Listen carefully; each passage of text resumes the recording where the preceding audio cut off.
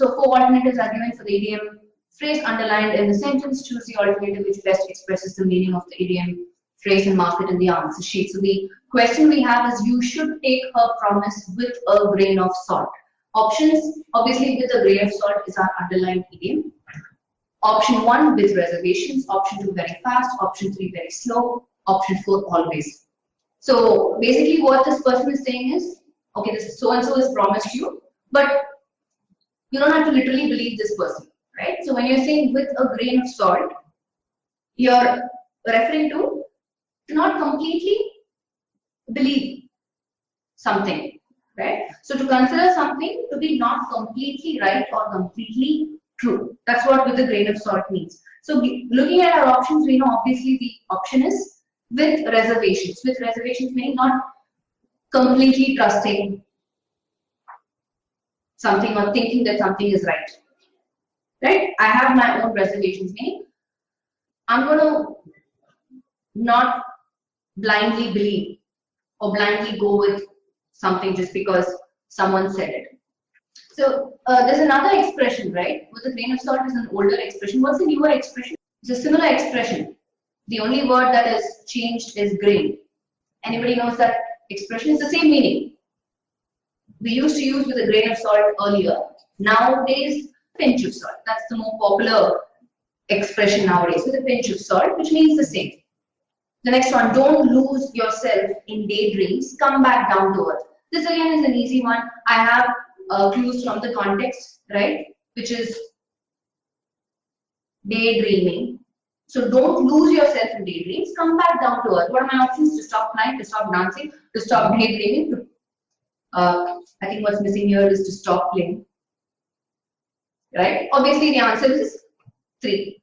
So we are very familiar with the famous expression, right? Down to earth. This is another idiom.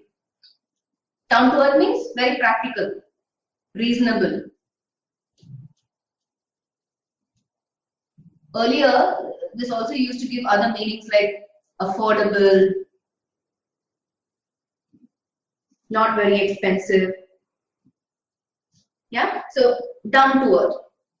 So I could say, just giving you quick examples. Anuba has a down to earth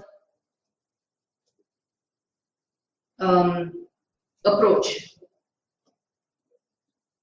to problem solving. Pawan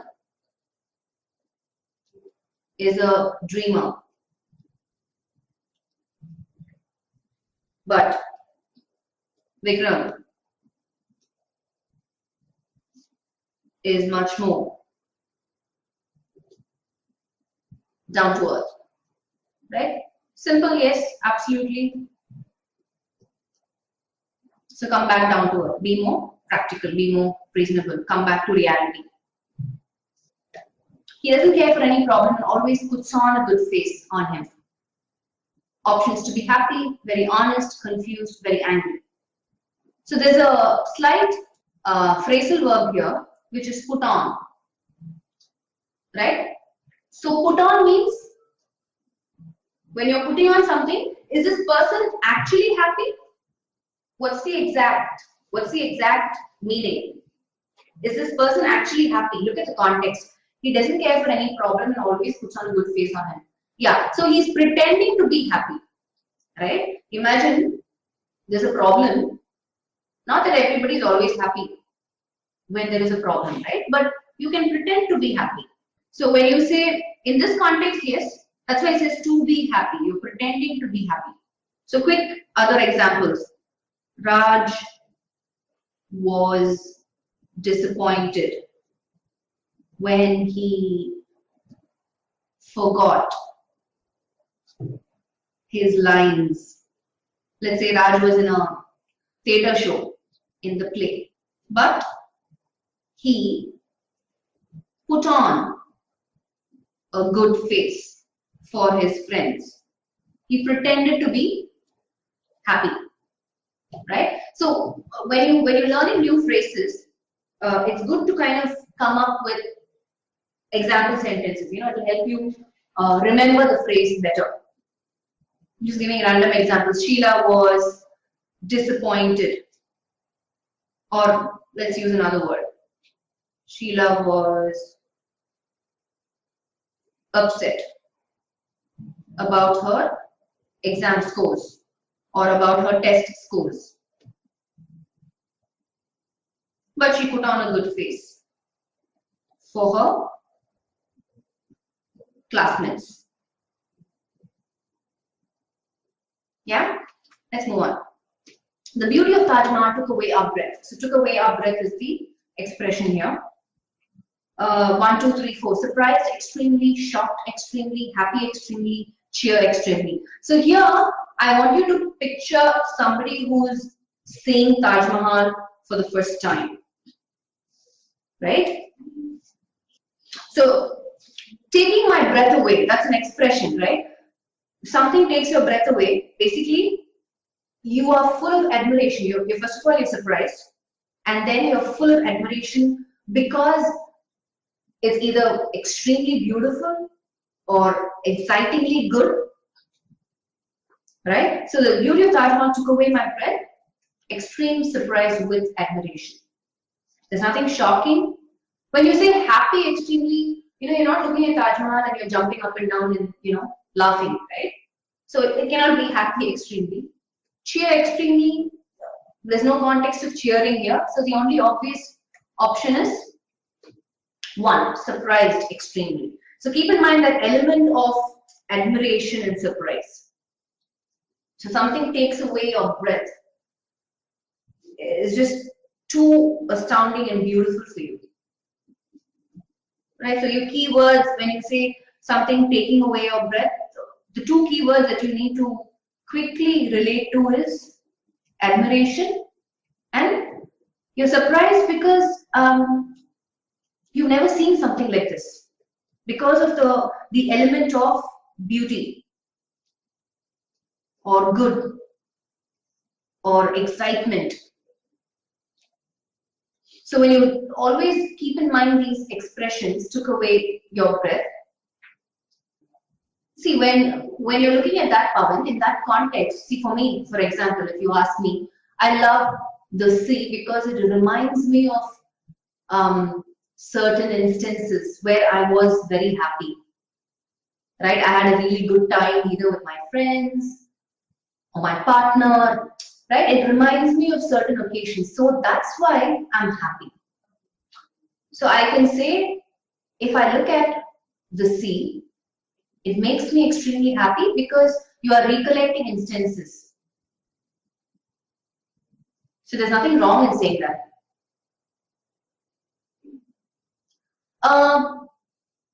Very rarely, ideally it shouldn't, Raghuram, because that particular idiomatic expression is used in a specific context.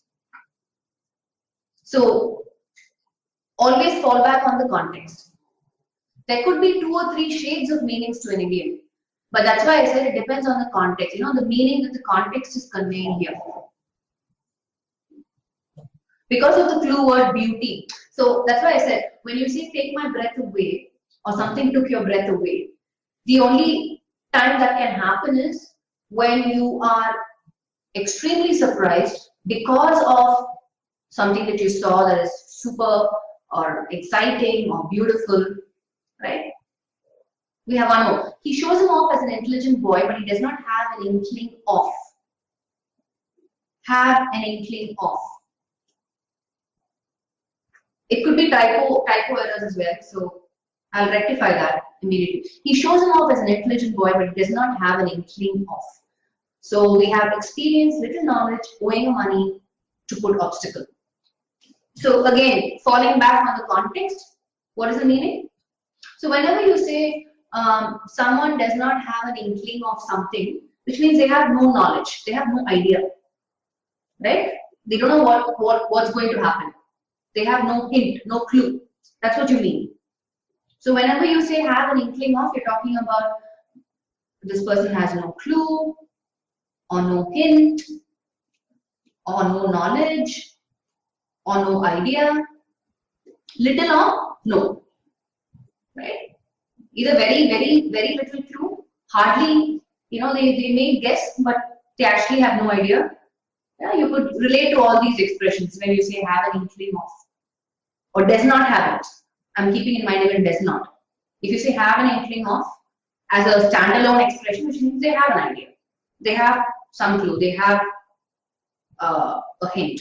They have a knowledge. And I'm keeping in mind does not also when I'm saying no clue, no hint, no knowledge, no idea. Right? The answer is little knowledge. Yeah, the clue word again from the phrase is intelligent boy.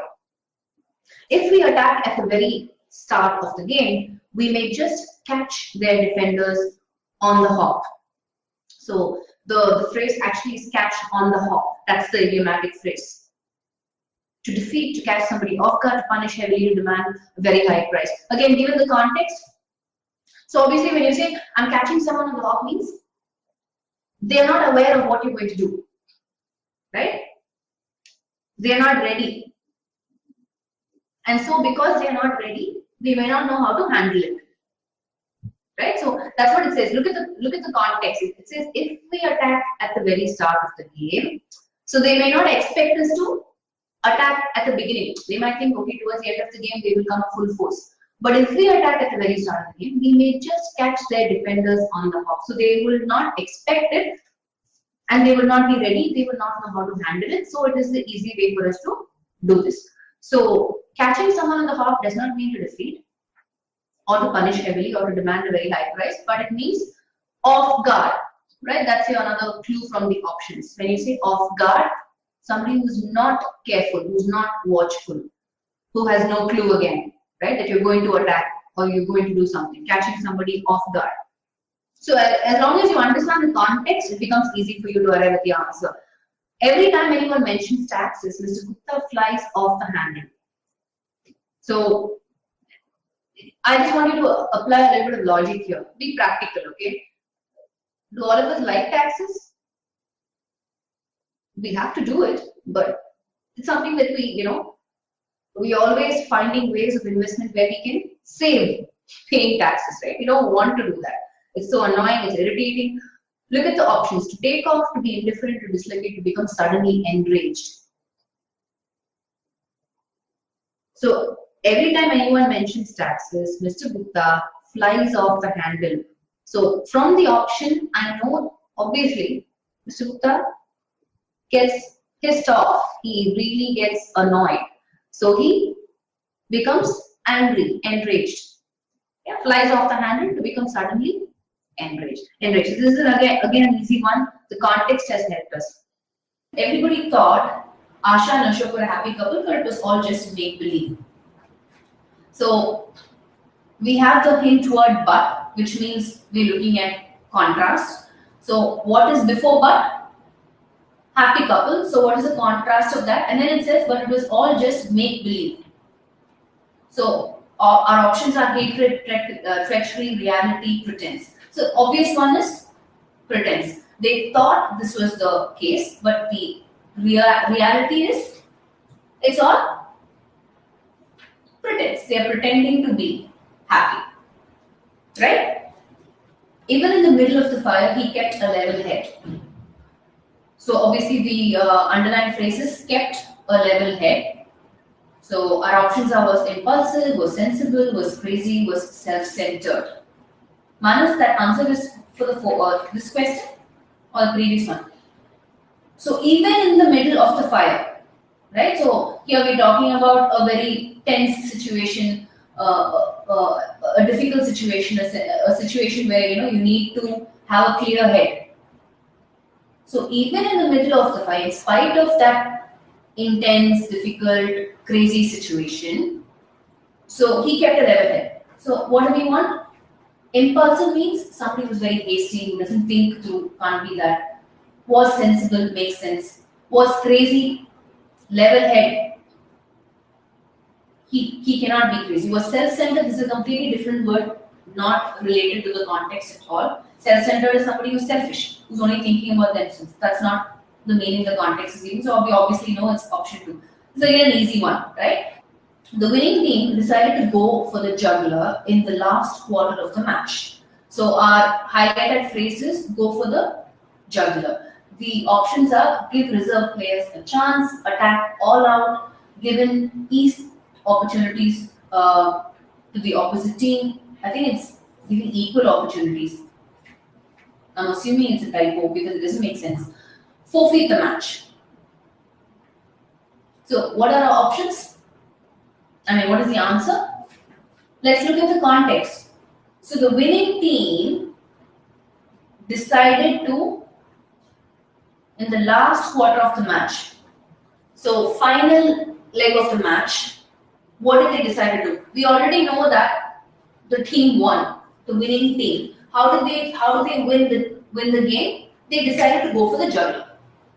So the obvious one is, in the last quarter of the match, they're not going to take a chance giving reserve players a chance, right? They want to make sure they attack in every possible way. Why would they take that risk, Vinay, of giving the reserve players a chance? Why are they reserve players? Because if something happens to the better players on the field, then they're going to pitch in, right? So when in any match, if you see, the reserve players are there only if something wrong or something goes wrong or somebody gets hurt physically, there's some harm caused to them on the match, on the field, then they are replaced with the reserve players. Until then, we still want the best guys to be on the field, right? So they're not going to take the risk of giving the reserve players a chance in the last quarter of the match. Right? The obvious or logical answer is 2. They're going to attack or they're going to go all out. And they're definitely not going to forfeit the match. If they forfeit the match, how will they win? See, that's why I said pay attention to the context. It cannot be 4. Right? If they forfeit the match, how can they win?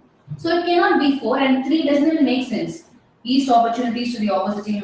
I'm just guessing equal opportunities this is. So the obvious answer is 1. So in order for you to understand, you need to pay attention to clue words in the context, clue phrases in the context, which is winning team and last quarter of the match. And I want you to picture the whole thing. If you want to win a match, 1, you will definitely not give reserve players a chance, especially in the last quarter, unless something happens to the players. And 2 is, you cannot win the match if you forfeit the match, right? Forfeit means you're giving up, right? So here he and his neighbors are always at loggerheads. What are our options? Agree on everything, abusing each other, disagree on everything, aloof from each other. So what's so special about them agreeing on everything? Out. At loggerheads. Yeah? We don't have context telling us anything intense. So abuse, again, is out of the context. He and his neighbors are always at loggerheads. So just picture the scenario, typical neighbors. Right? Mostly it would be disagreeing on everything. Aloof from each other, again, is illogical. No? This option doesn't make sense at all. Of course, they're not staying together. They are neighbors. Right? So when you say at loggerheads, think of, in movies, how they show, 2 people kind of with their heads, with their foreheads close to each other. Their foreheads hitting each other, and they're like animated with expressions and they're shouting at each other, right? At loggerheads, when you say at loggerheads, you're talking about disagreements, not agreeing.